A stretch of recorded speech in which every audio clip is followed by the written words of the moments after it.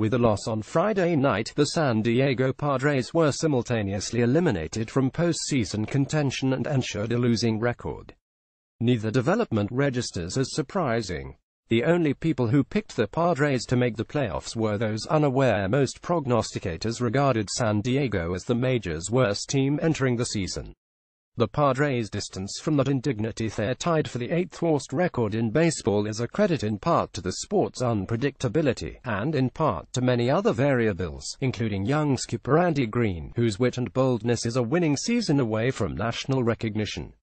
Managers get credit by default whenever the teams overachieve. Green has earned his, however, through his willingness to experiment and eschew baseball norms. The Padres were never going to compete for a playoff spot or even make things interesting in the standings, so why not make the game interesting on the field by trying new things and seeing what sticks? Among the things the Padres have tried is a shift-heavy defense.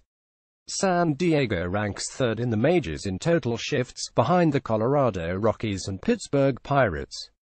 Where the Padres separate themselves, though, is in what Baseball Info Solutions calls situational shifts, or instances in which a team positions its fielders according to what the game situation dictates. Think playing the infield in, using a fifth infielder, or anything akin to those examples.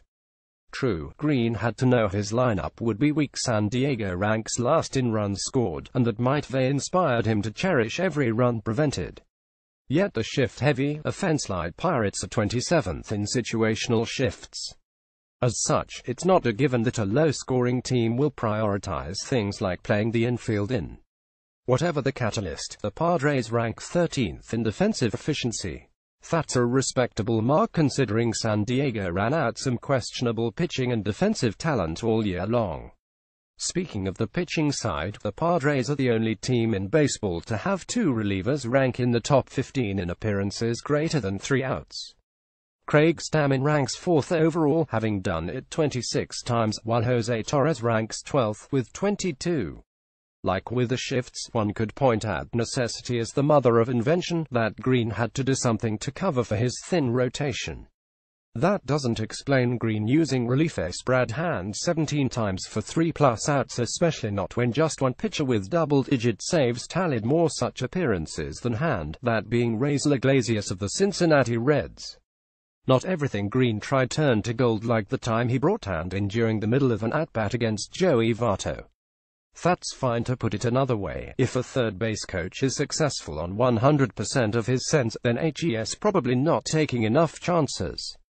Besides, the Padres are another season away from competing. They have time to tinker, assess, repeat. Green received an extension earlier this year that'll keep him around through the 2021 season.